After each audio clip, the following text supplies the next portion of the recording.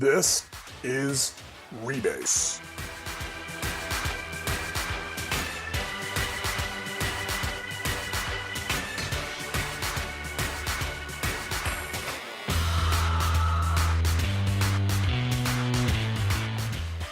So what do you do for a living? Oh yeah? How's that? These are questions you hear on a regular basis. And maybe you used to answer with excitement, with passion, with joy, but now you dread even answering the question. Well, I'm here to tell you this is not a show that's going to tell you how to quit your job and start a new company. Maybe that's not for everybody. It is, however, a show that will help you to rediscover your purpose, that passion, that joy, and that fulfillment in what it is you do. Or, if nothing else, you might figure out what it is you should be doing on a daily basis. This is Rebase. We're here to help you transform your career and change your life.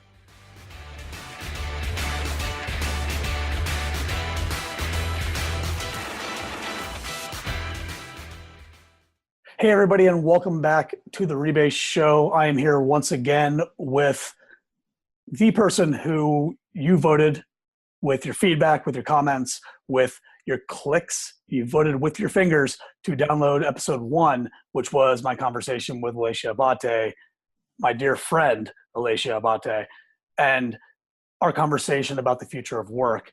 So she's back. I'm back. She's back. And she's not just back as a guest. This episode, unfortunately, the bad news is we don't have a guest.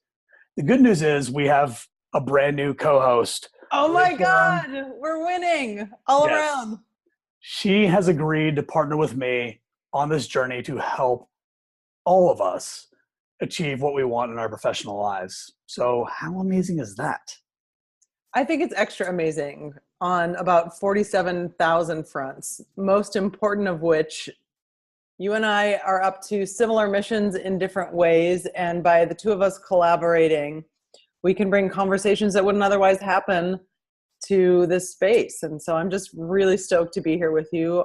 I love you dearly. And obviously anything, anytime, any excuse that we have to hang out is a perfect one. That's about the best way anybody could put it. So I'm just going to put it in worse terms now. I love that about you. Right? I can always try. We have, again, as Elatia said, the same mission. She is much farther along in it than I am. And we just have this dynamic that just works for us. And magic is created whenever we are creating things together, when we are doing things together, and when we're trying to help people achieve their highest potential. That's basically it. I mean, and that's what it's about. You and I both have done a lot of work in the Tony Robbins world, and one of the guys that Tony brings in to talk about accounting and finance is a guy called Keith Cunningham. Mm-hmm. And I was at one of Tony's business mastery programs, and he said something, and I don't think he was the first person who said it, but what he said stuck with me. It's just kind of cut to the core of what it is that we're doing here now with Rebase, which is the notion that for him, hell is getting to the end of one's life and meeting the person who you could have been. Ooh. And so knowing you and us over months and months having conversations about what life purpose is and what this means and how we find that through work. I think this is really the essence of what it is that we're creating here, is giving people opportunities and avenues and roads into discovering how to empower success, whatever that means, how to find fulfillment, whatever that means through work. Because Shaun, what you're doing, we're up to similar things, but what's fulfilling you and what's interesting and what's great for you is different than what's fulfilling and interesting and great for me. But the common thread is figuring out and discovering, and then sharing the tools to help people create that for themselves. Absolutely. I couldn't agree with you more. And that phrase was or that sentence was chilling, completely chilling, like to get to the end of your life and meet the person you could have been. I mean, like I was over here getting chills, and it's about 110 degrees here in Austin. And like, so for me to get chills is something amazing, but you're absolutely right. And that is what most people do, is they survive their work. Yeah. And, we talked about this a little bit in episode 1, which, again, thank you to everybody who downloaded and enjoyed and gave feedback on that. Yeah. Thanks, guys. You created this partnership. You really did. You really did. But that is exactly what most people do. And I have met so many people in my lifetime who they just want to survive that 8 hours a day. They clock in at 9, they leave at 5, they have an hour lunch, which they don't tell anybody about. And then, they just do that for 20, 30, 40 years. And then they want to get out of it just so they can retire and do nothing. And we know the statistics on when people retire and they have no interest. Do nothing. Yeah. They tend to die earlier, which is a terrible thing to say, but it's the truth. Yeah. The truth hurts. Yeah. It's so interesting. We spend more than half of our waking hours working, working or going to and from work, and, all the things related to the working stuff. And we talked about this in episode 1, the statistics in the United States, 68% of people around the world, that number's 87% of people are disengaged or highly disengaged at work. So most of us are spending most of our time doing things in ways that, at least as I see it, it's a waste of our potential as human beings. Yeah. And I had the opportunity to work with a coach for a couple of years, a man called Steve Chandler, and he has a beautiful distinction around, and some audios, actually, we could probably share them, around the owner-victim choice. And this notion that, so a victim's way of doing things is getting through stuff, as opposed to what the much more powerful way of doing things is, what can I get from this? What can I take from it? What can I create with it? And so if we're spending, more than half of our waking hours just getting through a phase of something in order for something else to happen, we're allowing life to control us, instead of stepping up into the captain's seat and saying, okay, I'm in charge of my destiny, my reality. What do I want to drive here? And for me, one of the things that motivates me the most about the work that I do, that I'm doing here with you and that I do otherwise, is helping that light come back on in people's eyes. Yeah. So that magic can ensue. No, I'm totally with you. And I've encountered dozens of people over my time, trying to communicate this message, who work really is about survival for them. And they don't stop to realize, and they don't stop to recognize that, again, like you said, more than half of your waking hours are spent doing a job. So you could either cherish that 30, 40% you have left outside of work, or you could actually embrace. And again, the purpose of this podcast was never to get people to quit their job tomorrow and to, go start a business. It was always to figure out, what is it in your work that got you into it in the first place? What is it about teaching? What is it about being a software developer, about being an HR professional that you got into it for in the beginning? And how do you rediscover that joy? How do you prioritize that? Yeah, this evening, just before we jumped on this call to create this podcast tonight, I taught the first of a 10-week series on, designing one's dream job.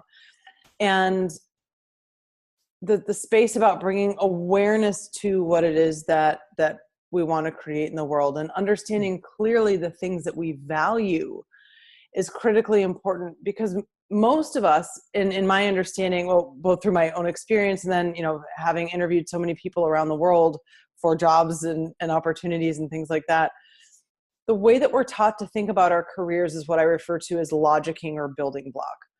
And what is that, and what does that look like? So say we go to school and we study computer science, or we study political science, which I studied, or, whatever it is that we study. We maybe have had some internships or something else, and we say, okay, given what I've amassed today, I'm going to scan the market and see what I could logically do with this. And then you're like, oh, plug into this career. Mm-hmm. So you get that first job, and then you get a couple of years of experience, and you amass some more stuff, and you say, okay, now with this additional stuff, what could I logically do with this? And so it's a sort of building block progression forward. The problem with that is that if anyone listening to us is like I was at the beginning of my career, I had no clue. I was. Right? Right? I had no clue. And actually we can post a link to this blog that I wrote this past week on this, but if you made any bad decisions for yourself early in your life, like welcome to humanity. Right. Then all you're doing with this strategy is building bad decisions on top of bad decisions on top of bad decisions. Whereas thinking about one's career in terms of taking a few steps back and asking, what do I want to create? What's the impact I want to have? What's the legacy that I want to leave? Planting your flag out there, and then aligning your skills, resources, talents, past experience behind creating that. It's a much more effective way of creating happiness in one's job and in the workplace. So let's revisit those three questions, because those are critical, and they're things that people don't normally ask themselves. Number one, what do I want to create? Mm-hmm. What was number two? What do I want to create? What's the impact that I want to have? Okay. And what kind of legacy do I want to leave? What kind of legacy do I want to leave? Those are such critical things that people don't normally ask themselves. And I'll admit, until the last couple of years, I didn't ask myself any of that. It was, what am I good at? What should I be doing? Yes. People like Tony Robbins would say, if you keep saying, I should do this, I should do that, I should do that, I shouldn't do this, you end up shitting all over yourself. But like, yes, you do. I mean, I started out in software development because I was good at it. I was 11 years old, 12 years old, and I love this about your story. And it was excellent. And it was something that I understood, and it was something I could do solo. And it was something I could just I lived out in the country away from my friends. Shaun? Oh, I'm a total introvert. Nobody ever sees me talking to anybody at a party or anywhere else. No, but not by choice, I had to find a hobby, and that hobby happened to be building software. And so I did that for years and years and years, and then I got good at it. And for many years early in my high school, college, and then professional career, I did software development because I was good at it. And it wasn't until I discovered certain aspects of it that I just loved, that I could really find the value in learning, creating, realizing it was an art and not a science, leading teams of people, like all of these things. And, most people, they don't even stop to question why they're doing what it is they're doing. They become an accountant because their dad was an accountant. They become a lawyer because their parents were lawyers. Yes. They don't maybe go to law school and then determine, you know what, I could actually be a lot happier if I was a pro bono lawyer for an environmental firm who was trying to save, humpback dolphins, which is not a thing that exists. I just made up. But to illustrate a point. My point is that people don't question the decisions they made. I did so on a pretty regular basis. Not everybody does. But in doing so, I realized that I didn't need to find a new career. I just needed to find the value in what it was I am doing. Yeah. And I love what you're saying here, because as I'm hearing you talk about this, the first piece is bringing awareness to the choices that we make. So many of us, and I used to be one of these people, asleep to kind of the context with, I'm just going to figure out the next thing and just keep doing, as opposed to saying, well, wait a minute, why am I doing this? Why is this important to me? What's the impact that, just asking these kind of higher level questions about stuff. But those are scary questions, to be totally fair. Like, nobody wants to ask themselves those questions until you actually do. Am I wrong? You're right. I had the opportunity to spend some time with this phenomenal woman. She's Brazilian, and she's a Forbes 30 under 30 person. She's created this beautiful education company called Faz Nova. Her name is Bel Peixe. And we were talking, so she's created significant social change through the things that she's talking about and the things that she's teaching, mindfulness and empathy and things like that. And we were talking about how we create transformation in people's lives at massive scale. And one of the things from our conversations that really stuck with me is you don't go for the people who need to be convinced first. You go for the people who are already ready. Okay. And those people who are already ready will then begin to ripple out and become the examples for the people who need to be convinced. And then the people who need to convince become the people who are already ready. So that's just something that stuck with me in terms of thinking about transformation and how we deliver content and how, and how receptive people are to creating change for themselves. Because some folks, at least for the moment, are, content or at least satisfied or at least okay with how things are going, even if they aren't that bad. Like, that's the trap. The not so bad, the lukewarm kinds of environments are the more challenging ones. Right. So those are the people I might call not bothered enough. Mm-hmm. So how do you identify, though, the people who are ready, like really ready? My sense is that these people identify themselves. Okay. And what do I mean by that? So I'm here in Chicago today, and in the last several weeks that I've had the opportunity to spend some time here and meet some new folks, new friends in the business community. I met this guy called Nick Sorello, and he owns a company called Nick's Pizzeria. He owns a chain of pizzerias, and he's created, and he's actually going to be a future guest of ours. He's created a trust and track. Dun, dun, dun. Keep your spoiler. Stay tuned for the next. And he's created this whole trust and track leadership model. And what he's done and how he's done it. So in the restaurant industry, and I'm like, these are ish statistics that I'm going to give you, meaning order of magnitude, not necessarily correct. So let's say turnover in the restaurant industry is somewhere around 50% at least, and in the first year, you most of your employees are cycled out. He has managed to reduce his turnover to less than 20% because of the kind of leadership focus and incentives that he creates for his employees. And what does that look like? So let's say you get hired on as we'll just call it for argument's sake, a salad maker, right? But as someone who's working in the kitchen, what you're given is a menu of additional options of new skills that you can acquire if you decide you want to go after them. Mm-hmm. And after X number of new skills acquired, guess what? Your hourly salary goes up. And after X more, your hourly salary goes up. And after X more. And so in terms of ways of identifying people, you create a structure and a system so that people can identify themselves. And then once, you're tracking these folks who have consistently gone for more and more and more money, meaning more and more and more skills, meaning more and more contribution to the company, then you've got your answer. Right. So what you're describing is a clear path for advancement that is laid out for everybody, and you allow people to self-select. Exactly. The achievers, the self-starters will actually self-select, moving to the next level. Yes. And the people who are going to slack are going to slack. Right.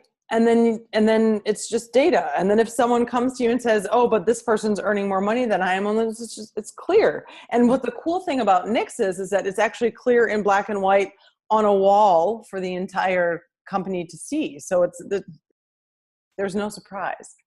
How does that affect, and we might be getting a little bit off topic here, but how does that affect recruitment efforts if you've got that? You can basically hire almost anybody, or you could at least lower your pre-screening bar if you can bring people in, and then just like weed out the non-self-starters. Yeah, so something that they do really well, and that companies who, in my experience, including the ones that I've recruited for, do is you first of all, you have a really clear company culture. You know what it is that's happening in there. And then you clearly define who the people are who are going to have success there. And you create the same way that a company would create a sales funnel for their ideal customer, the folks who are coming in to buy their product. You create a recruitment funnel. And so, the way that you speak, from the moment that anybody comes in contact with the company, the message that they're getting is clear and consistent and aligned with what's going to happen once they get in the door. So there's greater chance for alignment, meaning that, the folks who we're talking to here on our podcast today, is you're looking for the jobs that you want to have, or you're looking at improving your satisfaction wherever you are. What is it that the company's up to? What kind of environment are they creating? What kinds of opportunities do they provide? And how well do you align with those values, those opportunities, and the things that you're going to be creating? And then the funnel just sort of like narrows itself down. Gotcha. So you're 100% transparent with what the company is working on, what the company is doing, and how this person fits in.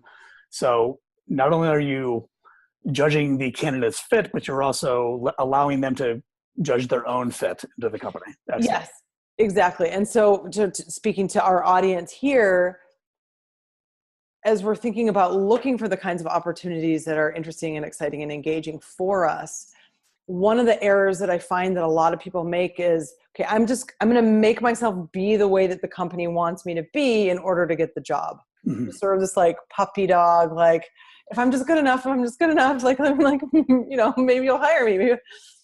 Whereas a much more powerful way of creating opportunity is saying, okay, what do I want? And then coming to the table and evaluating the company the same way that the company is evaluating you.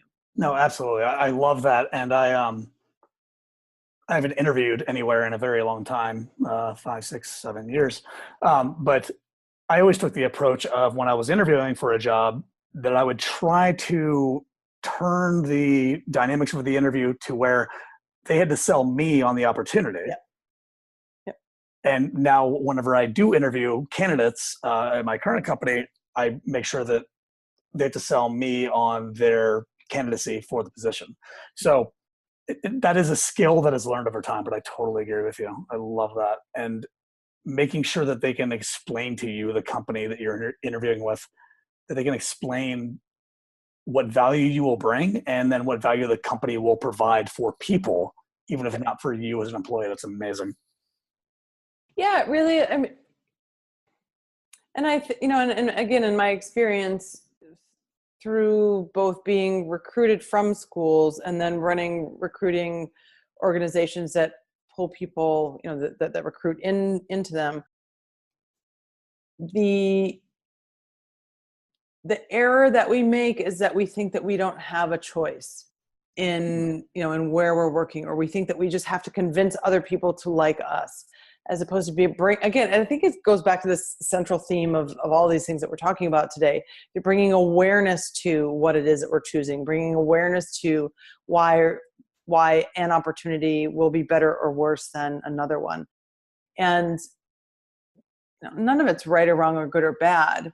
That said, if we have a clearly defined longer term objective, then we'll know if the conversation that we're having and if the potential opportunity that's in front of us is going to be aligned with taking us toward that or pushing us away from it. Right. So if I understand correctly, what you're saying is that understand your values, your goals, what it is you want to be doing or affecting in the world. Yep. On a daily basis, and then take whatever opportunity it is that you think will move you in that direction. And if it doesn't, then you have no reason necessarily to stay there. You have no loyalty necessarily, but figure out what opportunity, what company, what business that you start, whatever it is, moves you in that direction. So take the actual time to figure out what your goals, values, and the impact you want to make is. Yes, that's exactly it. And one of the things that and in fact, I told this anecdote in the class I was giving earlier today. It says, imagine oneself as one's thinking about one's career. So where people get off track, I need to pick the one right, perfect job in order to make things work in my life. Well, so let's say I'm your job fairy godmother. And Shaun, you get to imagine whatever it is that you want. You want the money and the title and the, work-life balance and the whatever it is that's important to you. I say, okay, great, Shaun, because I love you, tomorrow morning you're going to wake up and poof, you get everything that you want. Unless, God forbid, you die the next day, whatever's perfect for you today is not going to be perfect for you in 6 months from now. Why? Because we're human. It changes, we grow, we evolve, things shift. So instead of looking at needing to pick the one right thing, what you can say is, let's imagine we're scientists with National Geographic and we're going to the South Pole. How is it that we're going to do this? Well, we're going to be prepared. We're going to have our equipment and we're going to have like the clothing that we need and we're going to have our scientific measuring instruments, whatever those are and what those look like. Yeah. Well, thank you. There's a thermometer somewhere. Maybe I don't really know what that looks like. Exactly. Right. So we've got stuff and we've probably got some hypotheses about what's going to happen when we get down there. That said, once we get down there, our only job is to measure it. Show up and measure and see. And in some cases, our hypotheses are going to be proven correct. Awesome. So let's continue down this road. In some cases, our hypotheses are going to be proven totally wrong. Okay, great. Let's stop doing this. And then in some cases, there's going to be a mix of the two. So that shift in mindset from I need to pick the one right thing to I'm just here to learn something can be a lot more empowering with one's career inside of an organization, figuring out if you want to stay somewhere or move to another place, if you want to stay or start a company, in the context of all of these kinds of decisions. Yeah. What I hear there, at least what resonates with me is that you can stop searching for perfect. Oh God, yeah. Because it totally doesn't exist anyway. Yeah. I don't know who was saying it, but just a couple of days ago, I heard somebody say that perfection is a prison. Yeah. And I couldn't agree with that more. As a recovering perfectionist, who you and me, we go to the same group. We totally do. As a recovering perfectionist, there's a lot more freedom and there are a lot more interesting results in being willing to allow for stuff to happen. Yeah, no, I'm totally with you on that. I love it. Was it Tony Robbins? I think it might have been who said that perfection is the lowest standard. You'll never reach it. So why even bother trying? So you just don't even try anything because you'll never be perfect. And so you're just basically screwing yourself before you get started. So, and total perfectionist, the question I used to ask. Recovering. Yes, absolutely. Recovering perfectionist. The question I used to ask myself was, how do I do this perfectly? And if I don't, what are the consequences? Right. Yeah. And instead, now I've sort of changed my mindset to, how can I appreciate the opportunity and all these other things? But no, I understand perfectionism. I understand it exists in many more people than just you and I. Mm. But there is no perfect job.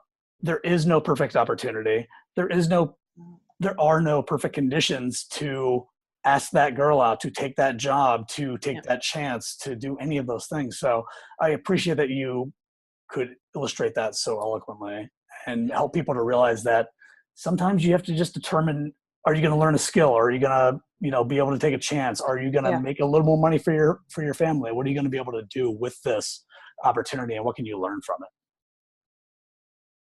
Yeah. And, I used to go in the spirit of stuff that I don't want you or our listeners to know about me. I used to go into work. Tell me more. Mm-hmm. I used to go into work every day as someone who, by the way, had some of the highest bonus percentages of anyone on the team or in any of the office environments where I was working. Every day, my thought was, I'm going to get fired. I'm going to get fired because I'm just not doing a good enough job. Just not good enough. Just not good enough. I got to keep, it's not perfect. It's not perfect. And I wound myself up into this ball of stress.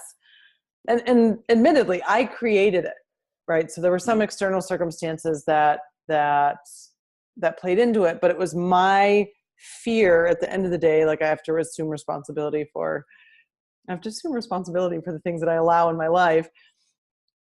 And that driving need for perfection, and that the inability to ever find it because it doesn't exist, created a really miserable working environment for me. Mm-hmm.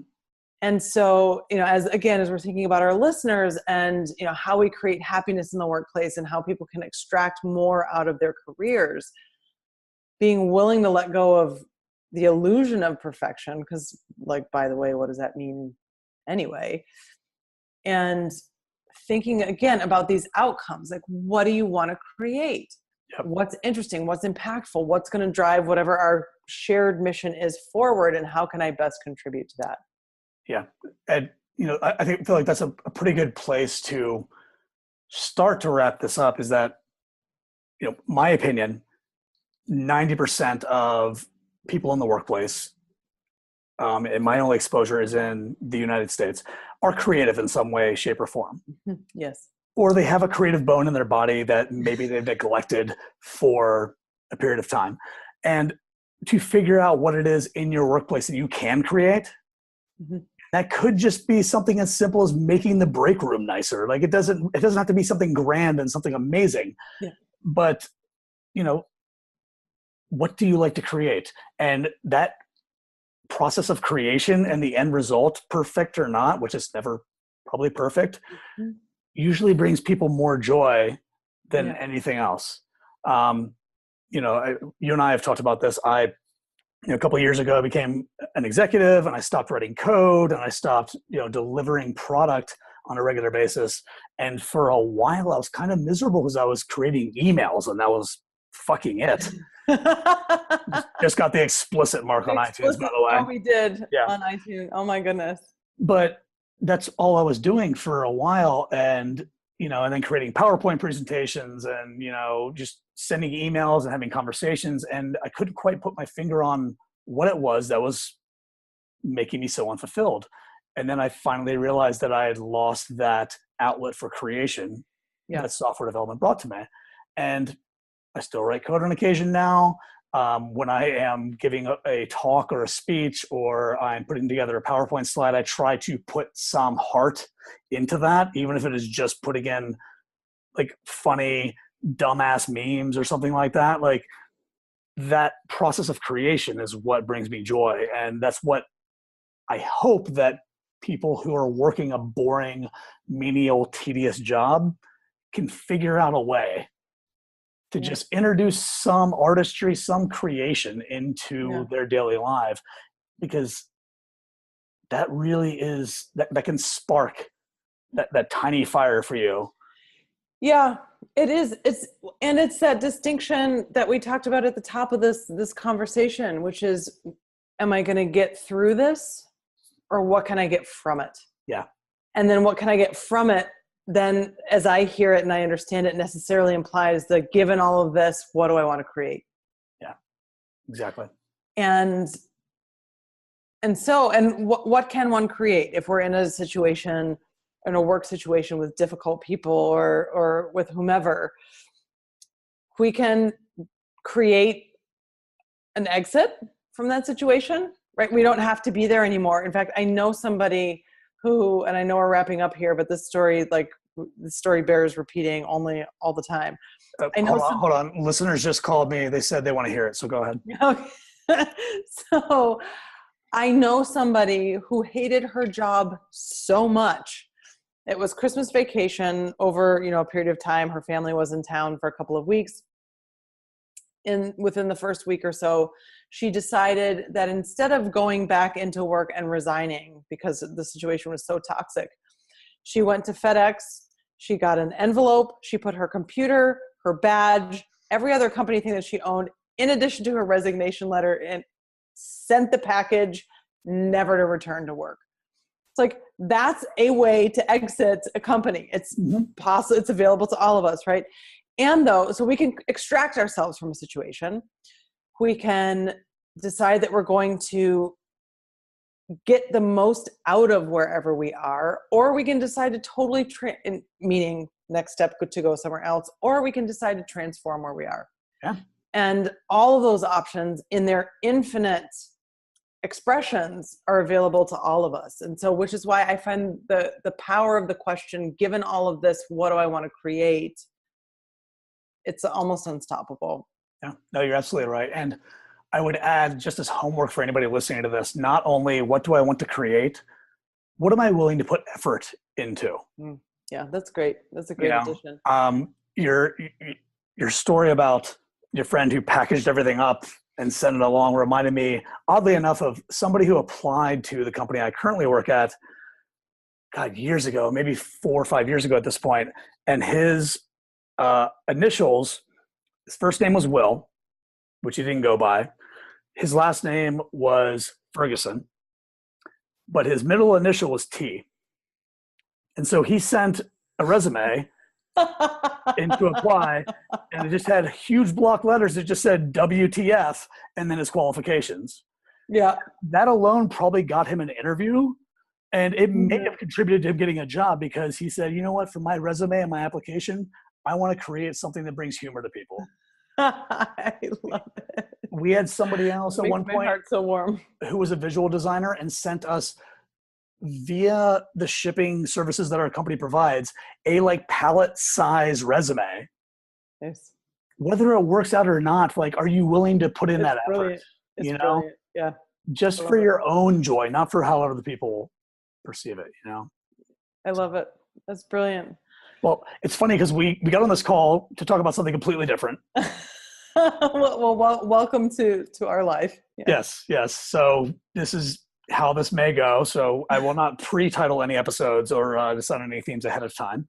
But again, thank you, Elatia, so much for agreeing to partner with me on this podcast. I think we're going to bring so many amazing things to people. And again, it's a joy and a pleasure for you and I to be working together on something that is going to fulfill, hopefully, both of our missions. Well, I see it. It's already happening. It's here. I'm so excited that we're doing this together, and I can't wait to see what we continue to build. Wonderful. Thank you, everybody, for listening to us. Thank you. And we'll be talking to you very, very soon. We're watching very soon. You. We've got a whole guest roster that's going to be coming and joining us. Your minds are going to be blown. And we're actively watching you and tracking you like the government. Scary. Spooky. Thanks, everybody. Have a good day. Thanks for listening. Bye. Thank you for listening to episode 5 of Rebase with new co-host Elatia Abate. It was organic, got a little off topic, but I thought it was amazing. In order to find links to things mentioned in this episode, show notes, and so much more, please go to rebase.show/5. That's rebase.show/5. If you already subscribe on iTunes or via your podcast app, greatly appreciate it. And would appreciate it even more if you left a review. If you're not subscribed, what are you waiting for? For iOS users, go to rebase.show/iTunes. And for everybody else, go to rebase.show/feed. As always, I'm so grateful that you've joined us.